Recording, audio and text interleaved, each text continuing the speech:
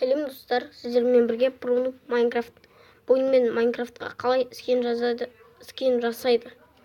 қолдан қалай скин жасайды деген видео. Ол үшін бізге мұна керек. Бізге мұна керек болады. Осы керек болады. Бұны біз қалай жазамыз? Ол үшін біз мұна кәдімгі өзіміздің телефонда Play Marketке кіреміз. Google'ге жазамыз.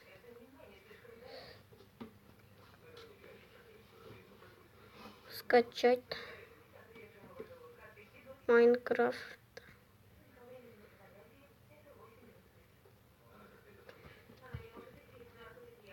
Скин деп жазамыз. Енді поискіден басып төменге қарай жүре берсек, міне оның бірінші түрі шығады. Міне мынандай түрі. Енді бұның астыңғы жағына шығып, мынаны басамыз. Міне бұл скин. Оны жазып қойған, өз телефондарыңызға тіркеп қойған соң открытті басамыз да, өздеріңізге қалағанша скин жасайсыздар. Бұл осындай загрузкасы жүреді. Ортасында басамыз. Бұл осылай Стивтің скин шығып тұрады. Мысалға сіздер өздеріңіз скин жасап дұрыс қатты білмесеңіздер, біз мына плюсты басамыз. Так, реклама шығып кетті. Плюсты басамыз. Біз мына кітаптың суретін басамыз. Ал мына жерде қазір міне неше түрлі бірнеше скиндер шығады. Кейбіреуіне Стивтің скин дайындап қойған. Осыны басып, кері жүре бересіздер. Мысалы, нубаның қандай скин керек, өздеріңіз таңдап тауып аласыздар. Міне.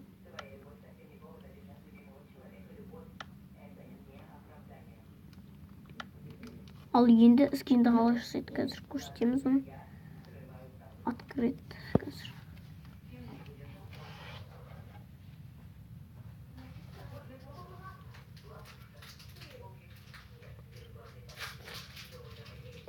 Сөйтіңіздер.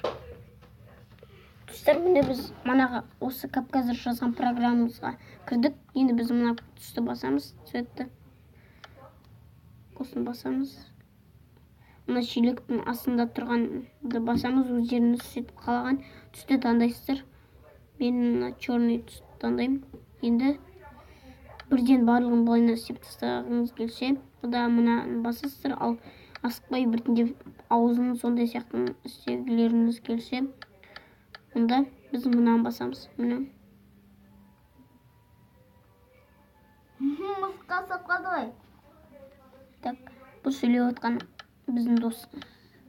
Майнкрафтқа менің друзьям. Так, күте тұрмыздар. Так, қазір біз мынаны басайық. Айналдырғыларыңыз келсе, кетіргіштің астында тұрғанына басамыз. Сөйтіп айналдырып бояй бересіздер. Мен мысалға қазір өзіме ұнаған скин жасаймын.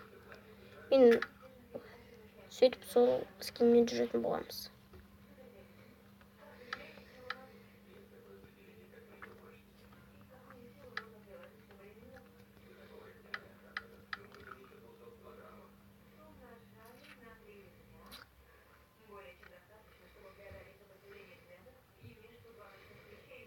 Мына аяқ жақтары дайын болды. Енді бұның артты жандары сөйтіп жасайтын боламыз.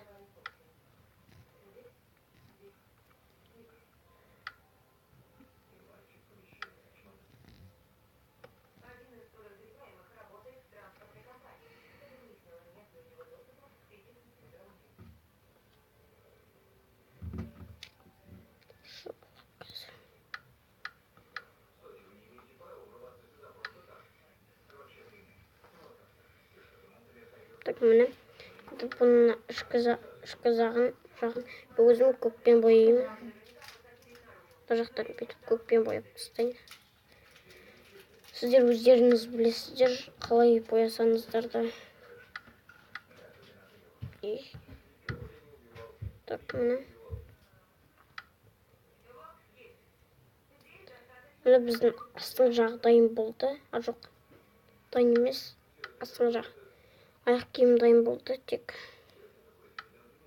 жасап жіберейін.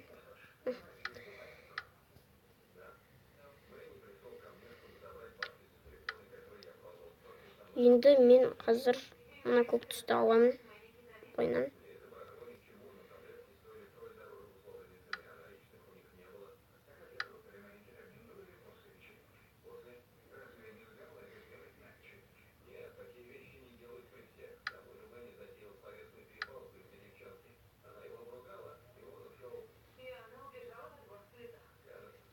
Міне. Енді біз қазір өздеріңіз мода жазғыларыңыз келе ме, өздеріңіз білесіздер. Мен қазір үстін көкпен бояймын бірден. Мен не үшін көкпен бояп жатырғанымды айтайын, потому что мен өзіме ұнайтын түс ең қатты ұнайтын көк түс және көкпен қара қызық.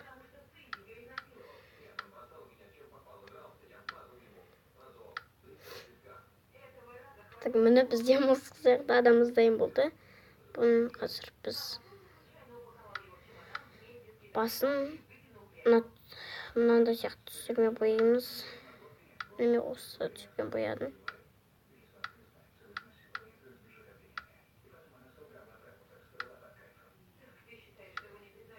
Міне біз басы былай.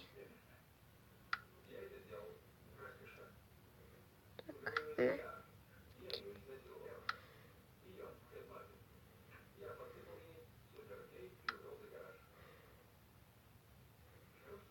Так.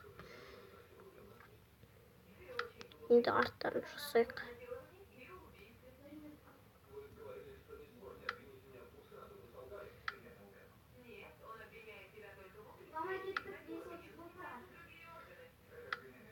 Так, міне. Бізді қолдар дайын болды. Енді бұның қолын мына жағын бойынан мен қара түспен бояймын.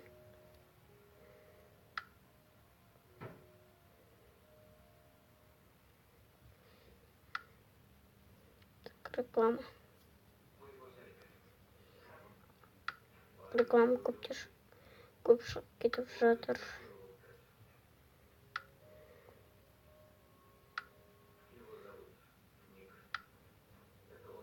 Достар, мына кетірушті бассаңыздар, мынадай шығады. Жерді қап-қара үшін басқа түске айналдырып тастайды.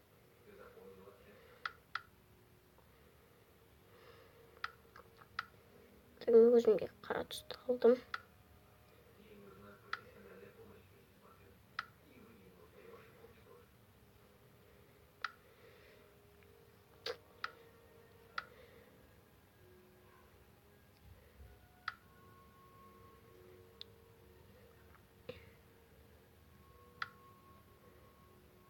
Так, қазір маған көк түс. Міне бізде осылайынан жартысы дайын болды.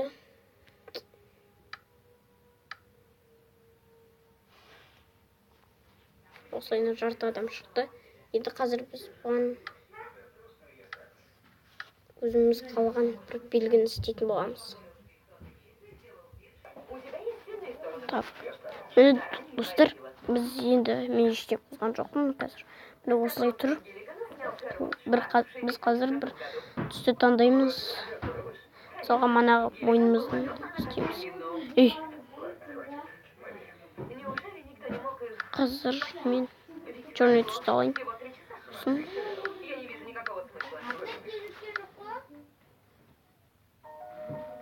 Бұлай тұрсын.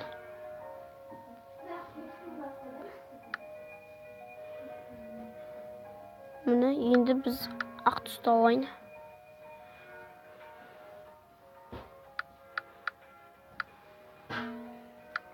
Қазір мен қол жақтар істеме бітпей қалыпты.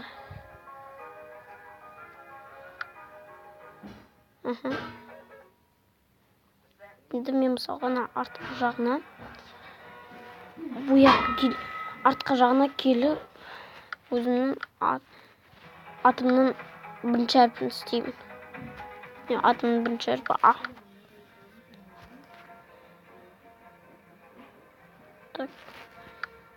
Компания специально удерживает курс акций на $13. Мне плевать, пусть даже 13 центов, Дэнни. Я вышел из игры. Я вкусил свободу, приятель. Город — это я. Из зелени меня сейчас беспокоит только капуста. Смейся, Дэнни, смейся в своем прокуренном офисе. Я занимаюсь богоугодной работой, и Бог заботится обо мне. Жоқ, түсіріп қате жазып кетіп жатыр қайсық болып. Приеду, обещаю, люблю капусту. Перебор свежего воздуха? Не знаю, пахнет мертвечиной. Что это? Боже, боже, как остановить эту штуку? Так, мына атайын.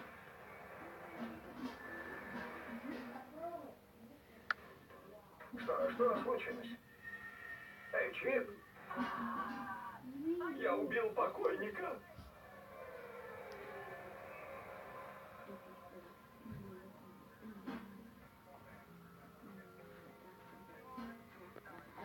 Я считаю это инвестицией в будущее. Біздің атайын болып қалды міне. Атайын. Глава лаборатории реактивных двигателей говорит, Енді бұны күшейтейік. Необходимых микрогравитационных технологий еще нет. Аяғына бұл тиге оған. Енді бізге шаштың цветі керек болады. Жоқ, ағаштың цветі. Мына түсті алайын жақсы. Судя по тому, что лежал он не глубоко, его определенно убили. Жуки-могильщики и личинки позволяют предположить, что его убили 5 дней назад. Мен түспен боя салам. Смеешься? Это единственный способ выживания. Ты слышала? Я провидец. Хочешь осваивать астероиды? Да. Я не спрашивала, я не хочу знать. Прошу, объясни ему, что сложно заполучить 500-тонный астероид. Нет. Давай сама. Так, рекламама фотоларына. Она смотрит, как злая учительница. Да, с ней такое часто. Мы тут работаем. Эти кости сильно обглоданы. Треугольные следы укусов указывают на койотов. Думаешь, они унесли голову? Эксперты ищут ее в округе. Плоские передние и задние бока бедренной кости жертвы. Так, енді біз артын. Латиноамериканец. Мужчина. Трудно установить личность без головы. И Легче, чем поймать. достыр біз теріс жасап Надо қойыппыз. доставить в лабораторию останки И- и аэратор. Ладно. Им нужно всего 2,5 миллиарда. Это как в спорте. А Мені платина алды. стоит около 50 миллиардов долларов. Тебя волнует мое мнение? Конечно. Моя платина, твоя платина. А твоя платина моя. И все в астероидах. 2000 для тебя много. И никаких гарантий. Их никто не дает. Посмотри. Интан үш істеп шығайық. Жүзден басаймыз. Бір, Платины станет екі, үш, слишком много, на төрт. рынке произойдет обвал. Бір, екі, үш, төрт. Аха. Я Енді пытаюсь. Я рассуждаю с Видео. рациональной точки зрения. Доктор Брэднер, Да. у меня для вас сюрприз. Сейчас увидите. Фабер, руки и суп. Иглзын істейтін оны. Хорошо?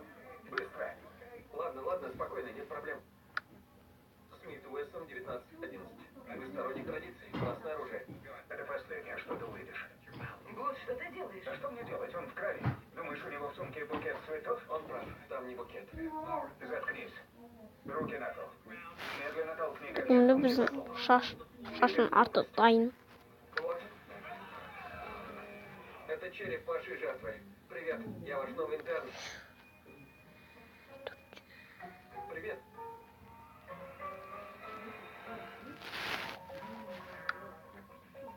Кости. Эмили де Шанель, Дэвид Брианос, Аха, міне екі жақтарда бүлде.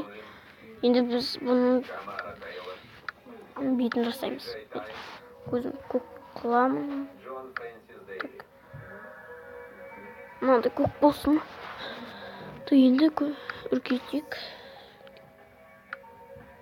Автор идеи Харт Хэнсон. Так, міне. Она как нормально. Предупредили о новом интерне. Вы читаете электронный Ага, нормально екен.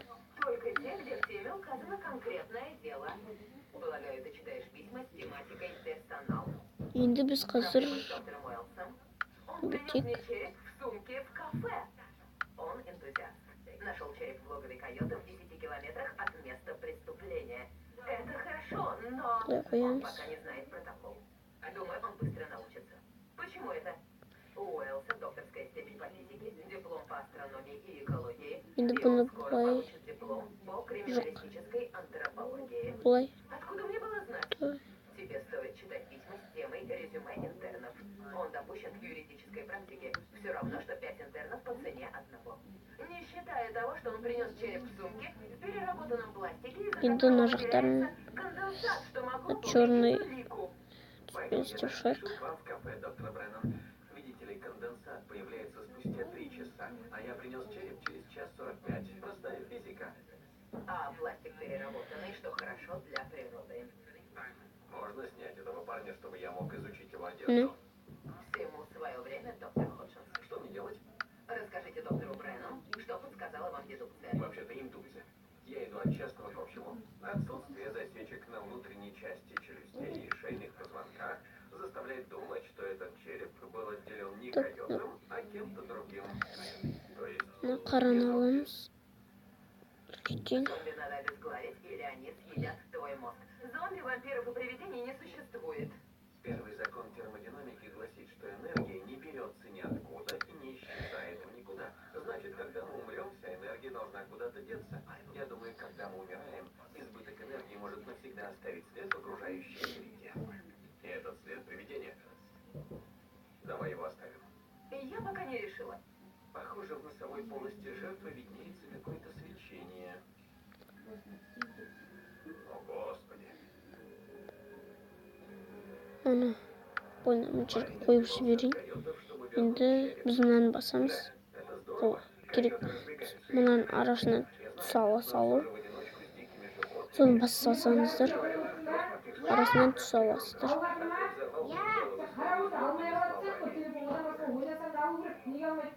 Значит, из родственников лишь брат жертвы. Так это. Ходжинс нашел следы автокраски, светящиеся в темноте. И выяснил, что Міне, такое дают. енді қазір біз мына басып көк түс аламыз. Не говори этого, когда мы приедем туда. У этого парня убили брата. Я знаю, просто говорю тебе, и я прав.